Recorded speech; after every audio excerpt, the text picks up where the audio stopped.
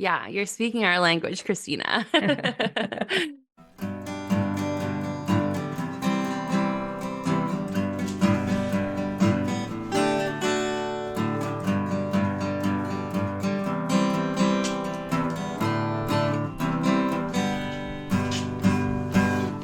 our community at Circle Time, learning from each other at Circle Time. When we come together, there's no mountain we can't climb. Come join us for Circle Time.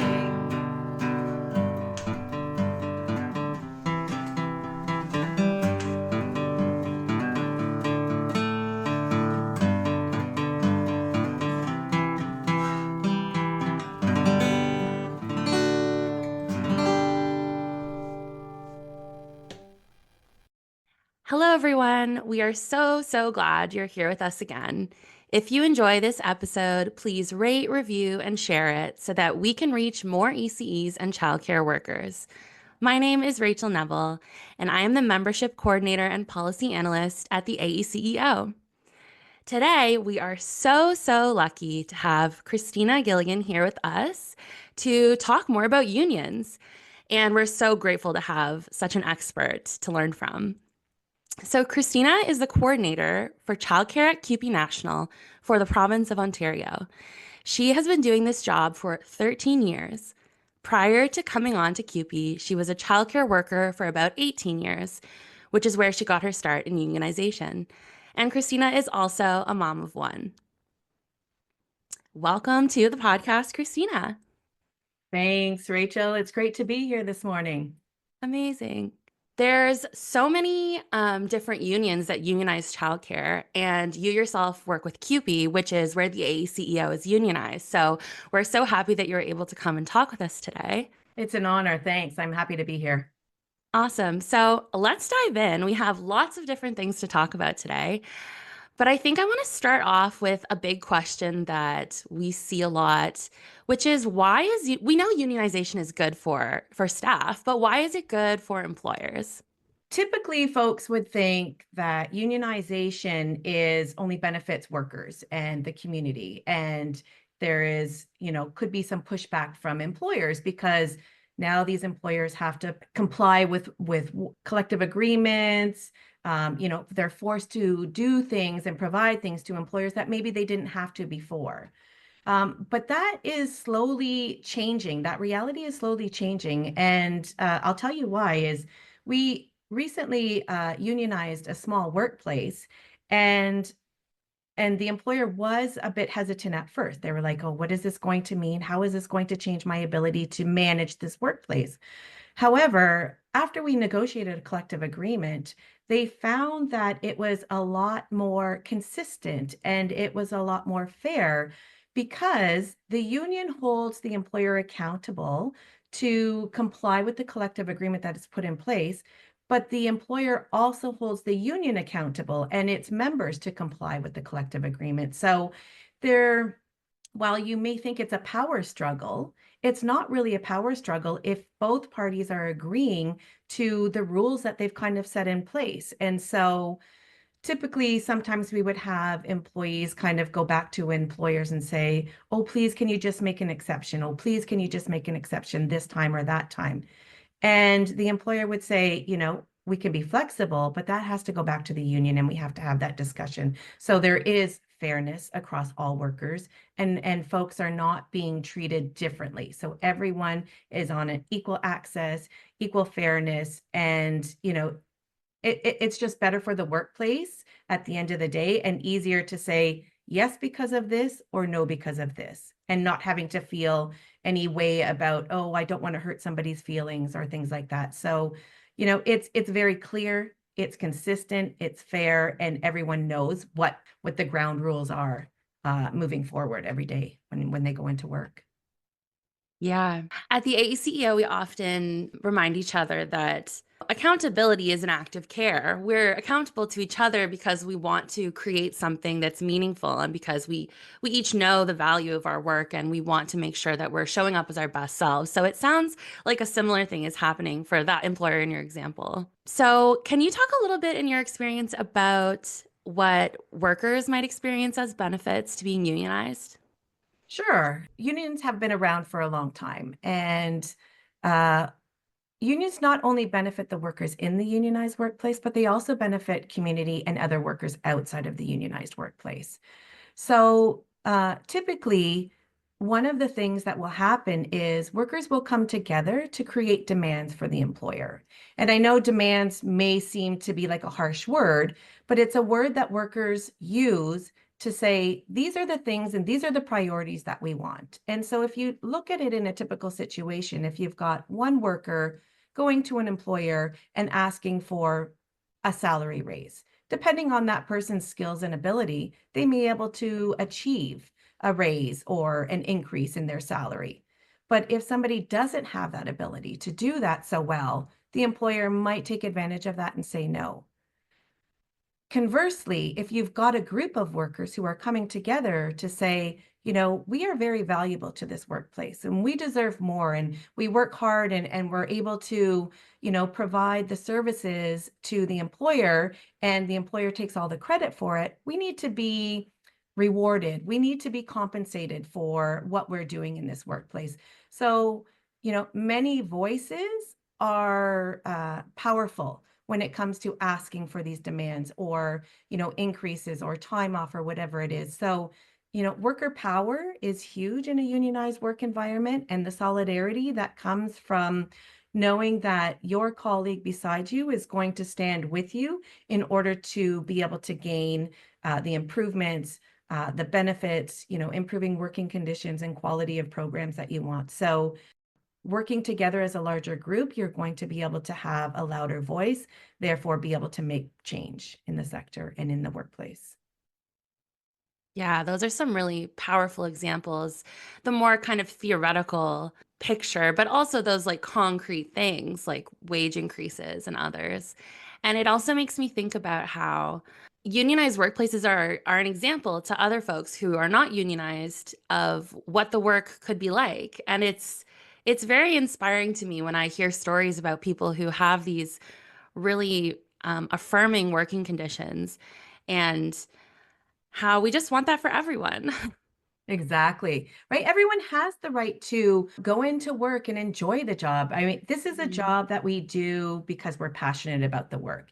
And when you've got an employer who treats workers well and respects the work that we do, it's going to just everyone wins. It's a win-win-win Yeah. situation. Families win, employers win, and workers win. And, and I think at the end of the day, that's what we're here to achieve: fairness, improvement in the conditions, better programs for our children's quality of work. Yeah, it's just, I can't think of another phrase except for it's a win-win situation all the way around. Yeah, it doesn't sound like there's many downsides.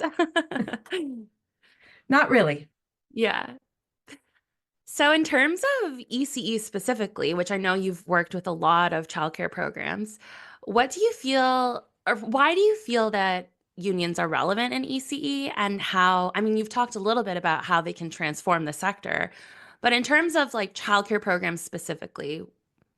I think part of why unions are important to ECEs is to also provide knowledge about what else is out there across the province in the sector, right? If you're a small unionized or even a non-unionized workplace, like let's say up in the north, and you don't have a lot of connections with other unionized workplaces or other centers, you don't know what improvements can happen, what is the standard in other centers. And so being part of a unionized childcare center for ECEs, we have that knowledge across the province of what is happening up north, what is happening down in the south, in the east or the west. And we're able to share what we've been able to gain and protect, not just share so they can attain it, but also protect what other workers before us have been able to achieve in those workplaces. So, we often hear, my employer is great. Like, I don't want to unionize. Like, there's nothing wrong here.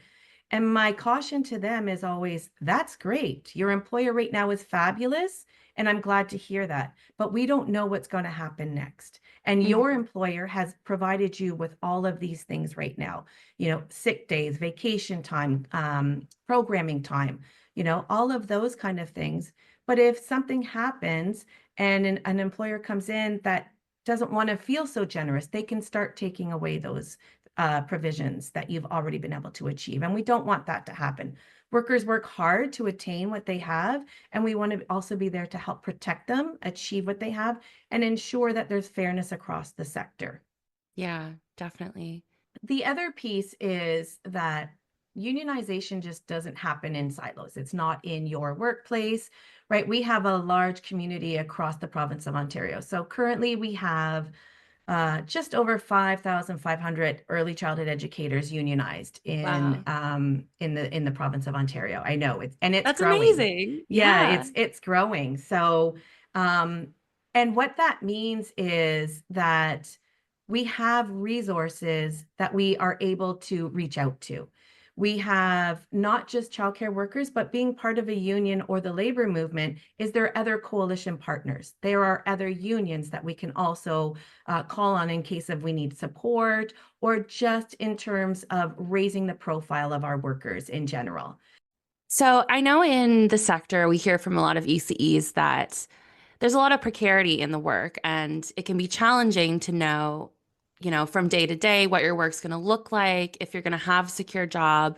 And within the community of ECE, it can be challenging because there's so many different kinds of jobs that ECEs can do. Part of the precarity piece is something that we struggle with in the sector, right? We have before and after school programs where those become split shifts, which, are not always ideal for some folks. Some folks enjoy those, but I'm ideally on the regular, like in mainstream, folks want to be able to know that they're going into work for 7 hours, 8 hours, have that time. The other piece is that the wages are low in the sector as well. And so that also perpetuates the precarity of workers and their decisions of what they want to do, right? They're always looking, if you're working part-time, you're getting shifts here and there, and you don't have steady work, you're going to be looking to move. And that is not good for programs because of the continuity of care. So in a unionized work environment, what we try to do is close those gaps and not have as many split shifts, trying to get consistent hours, so folks can have one job and only one job and not have to go out and find a second job to be able to sustain their lifestyle. It's difficult, but that is what we try to do. We push forward. We work with employers to say, okay, are there gaps where folks can get 7 or 8 straight hours, or at least have consistency to know that they are going to be here every day, with permanent part-time work, as opposed to just, coming in whenever there's availability or a shortage of workers. Yeah, in my experience working as an ECE, I worked a split shift and I worked as supply staff, and it can be very challenging to not know from day to day if you're going to have work, or to be traveling all over the place to do a few hours here and a few hours there. So if that's not the kind of work that you really want to be doing, if you want to have that consistency, which I definitely did, it is really difficult to not have that Yeah. sort of more broad policy in place, that there is that consistency.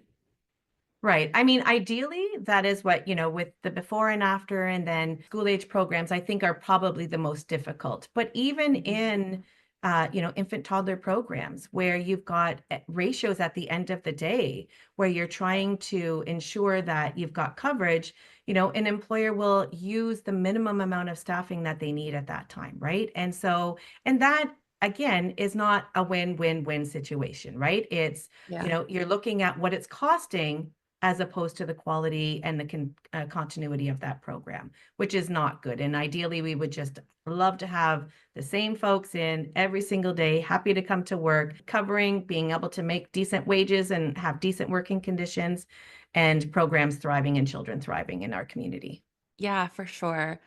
Well, it sounds like the union is definitely more of a community environment than it is anything else. I mean, if that's the type of goals that are being pushed forward, I'm sure you and your colleagues just are building something really amazing together for people. So if you look at it, like talk about community, how did we get here with Hmm. childcare centers, right? It was a community. It was a need for children to be cared for while women went out and back into the workforce. And so we have advocated for years for a national childcare program, right? The community, whether it was childcare workers themselves, parents, other unions supporting us, and we have finally achieved it. We have finally have a national childcare program, and that is all work because of advocates for childcare, for the sector. But one thing when you talk about precarity is what this funding formula has been able to achieve so far, but what it's left behind that we need to continue to do. And while parents are benefiting, it's accessible for most families when they find a space. I mean, we need to find more spaces. That's a whole other conversation. But in terms of workers now and building that community back up to support those workers, the community supported the parents. We got the funding for the parents. Now the community is going to step up and support the workers to get a workforce strategy that respects the education, respects the work they do, provide the wages that they need, the working conditions, the benefits, all of those things. And so that is part of what the fight that the community is taking on now. It's such an important thing, I think, to bring that historical piece into the conversation today, right? Because I think sometimes in our efforts to make more gains and push things even further to have better wages and have a wage scale would be amazing. We sometimes forget this history that we have and where we all started and where we came from. So I'm really glad that you brought that up. Yeah, it's super important because the work is never done. That we will continue to improve the working conditions, but it's a pivotal moment right now for childcare workers, for the sector. And I think our community understands that, and our community being our parents and workers themselves, but other unions are understanding and they're supporting us as well. Would you be able to talk a bit about how the different unions collaborate to do this work? So part of our community that we work together with are a bunch of different organizations. We work with the Ontario Coalition for Better Childcare. We work with yourselves, the Association of Early Childhood Educators of Ontario. We work with parent groups. We work with the Ontario Federation of Labor, which is an overarching body of unions for Ontario. We've also worked with the CLC, the Canadian Labour Congress, which is a larger organization and membership of unions. We have national partners like Childcare Now, and we're all promoting the same message. We have conversations about what the priorities of the sector are. We go with their membership and they request their membership to come through and support us in the same requests and demands that we have. So again, it's a larger community with multi-faceted groups that support demands and the wants and the needs of the sector. Yeah, it's so important when we're doing this big policy work and trying to come together on issues that we have that united voice throughout the province, that we're asking for the same thing. So decision makers are able to hear the same message from many different places. I also think it's important for decision makers to hear it from other folks besides the unions, right? Because unions are seen as, and they're the ones that want it, but we seem to forget that childcare not only impacts families, it impacts workers, it impacts society, it impacts every part. And I think COVID-19, it was very clear during COVID-19 how important and integral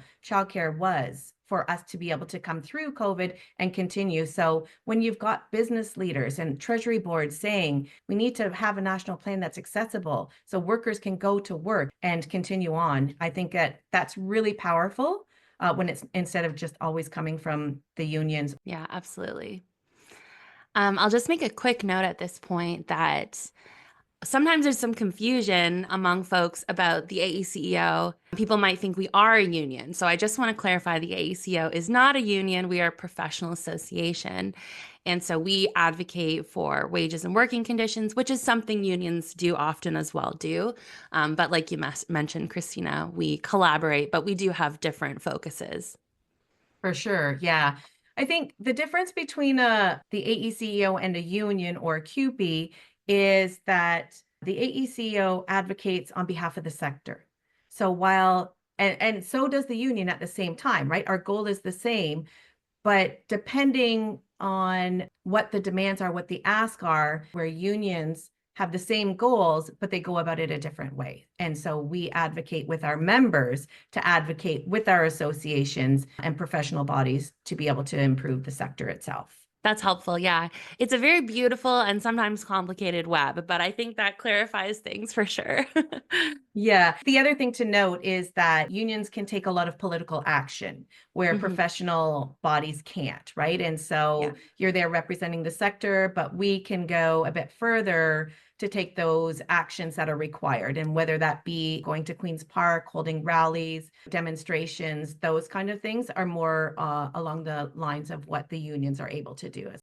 In terms of ECEs listening to this podcast episode, maybe they are unionized, maybe they're not. And if they're not, what do you think you would suggest to them if they're kind of curious about what that could look like? In Ontario, we've got a number of unions. And I think part of what I would say to them is have a conversation with somebody. If they know somebody that works in a unionized environment, have a conversation about what that looks like. If you're thinking about unionizing, part of the other thing is do a little bit of research and see what union would work best for you. I come from CUPE, so I'm a bit biased on that, but CUPE represents over 5,500 workers. We are continuously unionizing across the province. And part of that is we recognize worker power and how that is going to improve the sector. We actively have an organizing campaign happening right now in the province of Ontario. And part of that is to get a workforce strategy, to get pensions for workers, to get better working conditions, to improve the wages across the province. So we're actively doing that, and folks can check out a website. We have a website.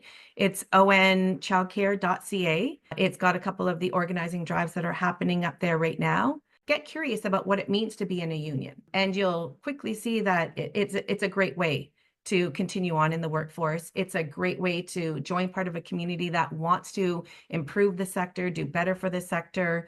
Yeah. Well, in my experience interacting with union folks, they're so welcoming, so kind. And I think that if people are curious, definitely reach out. There's going to be someone there who wants to talk to you. Absolutely. Yeah.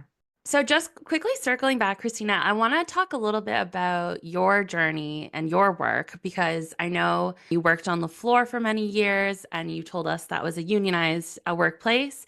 So how did you go from working on the floor to this current position? What was your journey like? Ups and downs, but it was a great experience. I mean, I come from a unionized background, so a lot of my family were auto workers. So I knew the gist of being in a union and what that meant.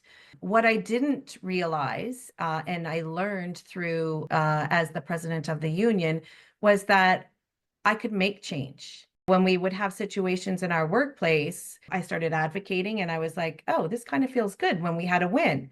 The win would then transform into, okay, well, what else can we do? And let's share this with the neighbors next door, because that was another childcare center next door. And we would go over there and say, are you guys experiencing the same kind of situations? And along with my staff rep from CUPE National at the time, who was my resource to help support and help me navigate through this unionization workplace, just continue to encourage me, continue to empower our workplace to say, these are the things that we want to change. And we noticed that when we came together and made that the employer was amenable and was like, okay, how can we do better? And so we started working together in terms of advocating for funding and better working conditions, playground equipment. Okay, where do we get that money from? Well, let's just ask them for more money, or let's have a conversation or a meeting with them. How that's got me to where I am now is that our time on the floor can be limited at some point. It's a very difficult job. And I was ready to leave the sector and I was going to go into teaching, but then I'm leaving where my passion is. I'm leaving that piece of it. And how can I continue to improve this sector? But I know I can't do it from the floor. And so I was approached by CUPE to come on as a national rep to support the workplaces. Because of the experience I had and the knowledge I had about the childcare sector, I was then approached and asked if I would be the coordinator for the province. I was just like, wow, this is amazing. I can share what I have, or what I just thought I had is like in this little bubble, with the entire province now, and improving working conditions up there, or sharing strategies that we've done there. in Toronto, up north, or down east, or down out west. It's something that I'm grateful for because I still get to do the work with this sector because I'm passionate about children and I'm passionate about families. But I can advocate so those workers have better working conditions, so it might not be as hard as for them as they move through their career. Yeah, it's that full circle, right? You know, Yes. you had that support and now you get to be that support, and that's so beautiful. Absolutely. Yeah. Well, Christina, we're so grateful for your time. I know you have to run off to a picket line to continue supporting ECEs and unionized folks, so we're so, so grateful for your time today. Well, thank you. It was great to be here, and I loved every second of it. Thank you so much for joining us. If you enjoyed today's episode, please consider becoming a member. The link to join us will be in the episode description.